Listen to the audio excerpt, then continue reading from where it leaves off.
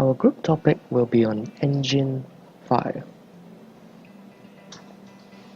Before we start with the case study, let us give you a brief introduction to engine fire.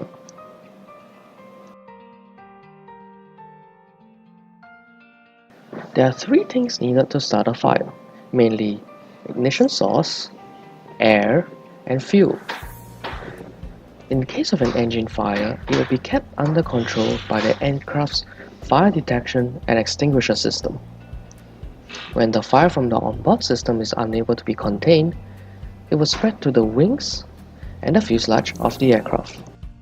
Engine fire normally occurs under the engine's cowling, and it can occur both in the air or on the ground. On ground, engine fire will occur due to overpriming during cold weathers, where it will be harder to fire up the engine. Overpriming involves putting fuel into the engine cylinder for engine start. On the other hand, engine fire happens due to component failure in the air.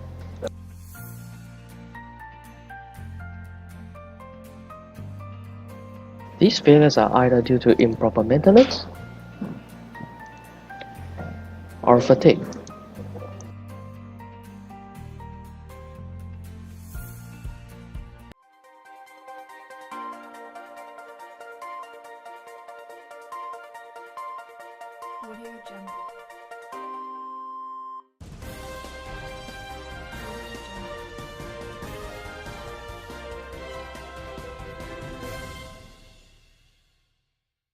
Welcome to Channel EFG 5-minute afternoon breaking news. I am Gina Lim from News in Aviation. Earlier today, a Qantas A380 made an emergency landing into Singapore Changi International Airport due to an engine fire. Qantas Flight 32 was a passenger flight flying from Singapore to Sydney. The number 2 engine has caught fire 4 minutes after takeoff. Fortunately, the plane managed to land safely and there was no casualties involved. 2 loud bangs were heard shortly after climbing, followed by severe vibrations as described by passengers on board. Passengers also record seeing thick black smokes and debris and large holes on the wing of the engine. Qantas Flight 32 has 4 Rolls-Royce Trent 900 engines, each delivering 70,000 pounds of thrust. We will now bring you live to our on-site reporter, Nafal. Wow. Okay, so now I'm here at Changi Airport where QF32 has landed due to an uncontained engine fire. Okay, according to the flight crew that I've managed to interview, engine 2 was on fire and engine 3 was damaged, okay? And there was no data at all for engine 4 and engine 1. So apparently fuel pumps were failing, the hydraulics, pneumatics, electrical systems were also inoperative. Why? They also said fuel was also seen leaking from the left wing in a white fan, okay? So it was leaking from the engine, okay? Hence the flight control system's brakes, landing gear system were compromised. Singapore Air Traffic Controls were informed by cabin crew that they needed to make an emergency landing and requested that they be met by emergency vehicles, okay? Follow me. Let's follow me. We're going to talk to a victim of... Hello, Miss Ray. So we have Miss Ray Su here. She was a victim of the flight, Qantas Flight 32, which encountered an engine failure. Was there anything abnormal during the flight? I was sitting a few rows behind the engine, but then minutes after we took off, I saw black smoke coming up from the engine. I thought it was normal, so I didn't suspect much. Until the plane started to vibrate very, very vigorously, and then there was 2 sudden upbursts, one right after the other. Everyone started panicking, and some people screamed very bad. Okay, so Miss Ray, what happened during the landing? There was an announcement that was made by the captain to prepare for an emergency landing. And also he warned us that there will possibly be a runway overrun. So he called his cabin crew to prepare for landing. So right after that, the cabin crew informed us to buckle our seatbelts and then forward when we heard the plane signal from them. After that, I did what I was told because I was very scared. And then the plane landed with a very loud boom and it started sliding forward at a very, very fast speed. I was so scared, but finally the plane landed and came to a stop at about like 11:46 a.m. The exact time was 11:46. It was around, I think because I was very scared, so I looked at my watch and I think it was around 11:46. I guess maybe it's but like maybe around that time. Okay, thank you, Miss Rainey. Thank you very much. Okay, so from what we know, maximum braking and reverse thrust was selected by the captain upon touchdown. Maximum thrust was removed only after reaching about 60 knots. So with manual brakes in place, the aircraft finally came to a stop 150 meters from the end of the runway. But 4 tires open. We will update you as soon as more information is available. This is Nifa reporting live from Changi International Airport. Good afternoon and welcome to Aviation Talk. It has been almost a month since Qantas 32's emergency landing into Singapore Changi International Airport. And today, we have specially invited Mr. Ryan Koh to explain the cause of the engine fire. During flight, one of the oil pipes ruptured, causing oil to leak into the extremely hot turbine section. The oil caught fire and burned at over 1,000 degrees Celsius, which damaged the entire drive shaft. This caused one of the turbines to spin at an abnormally high rate, exceeding its ultimate tensile strength. The turbine then fractured into 3 parts, which punctured out of the engine and pierced the wing. Earlier, you mentioned that the oil pipe ruptured within the engine. What was the cause of this? According to the ATSB, a number of oil feed stud pipes within the intermediate pressure hub assembly had thin walls out of specifications. These oil feed tubes within the Trent 900 engines were used in Flight 32. These thin wall sections reduced the life of the pipe significantly on the number 2 engine, causing a fatigue crack which leaked oil into the turbine. Moving on, what damage did the engine cause on the plane? The fuel tank on the left wing was punctured, hence the plane was leaking fuel. On top of that, several hydraulic systems were damaged, hampering flight controls and landing gears.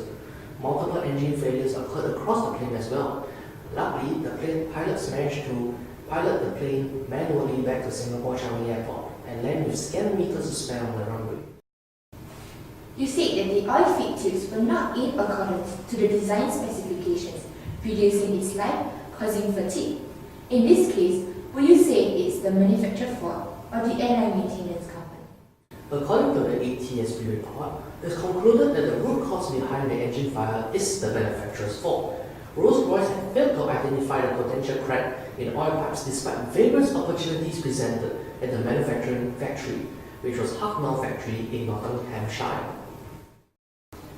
The opportunities were missed due to a couple of reasons, but mainly because of the vague procedures by manufacturer and failure of manufacturing staff to comply with the procedures. It is likely that the Hucknall factory had a culture that considers not sticking to quality procedures and acceptable behavior, and the problem only came to light after the Qantas Flight 32 incident. I see. Thank you, Ryan. After a month, the reason of the crash has finally came to light. To end our session today, we have an animation prepared on how to prevent engine fire. Thank you for joining us today. We will see you again next time.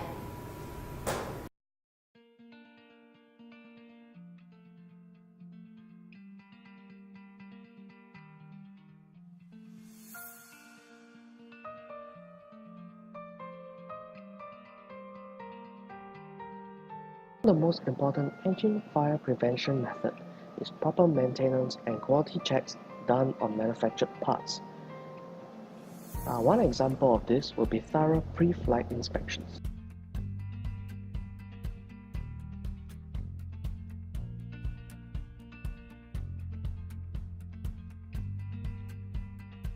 The method involves making use of smell and sight to check for symptoms of hydraulic fluid leakage or over-priming. Also, all electrical components used during flight should be tested to check for any indications of failure. Next, method 2 talks about starving air that enters the engine so that the fire would be extinguished by itself due to the insufficient air to support the fire. Fire pins can also be installed onto aircrafts, which act similar to shear pins. During engine fire, the fire pins would melt and drop the engine that started the fire.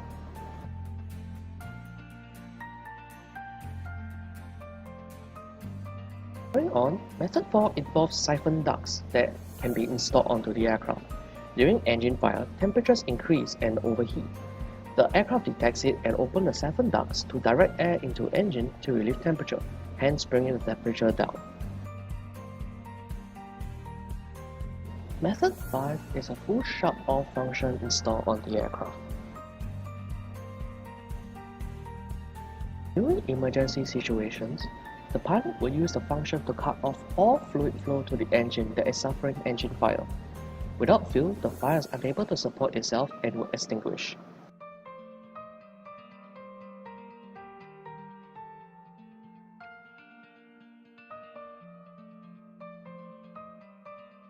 Another method will be to use a special type of retardant named solid-state retardant.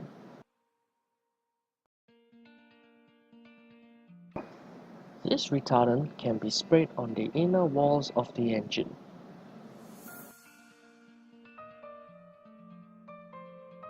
When a fire occurs, the retardant is able to trap and suffocate the fire, thus extinguishing it. This happens as the retardant sublimes when exposed to fire and expands.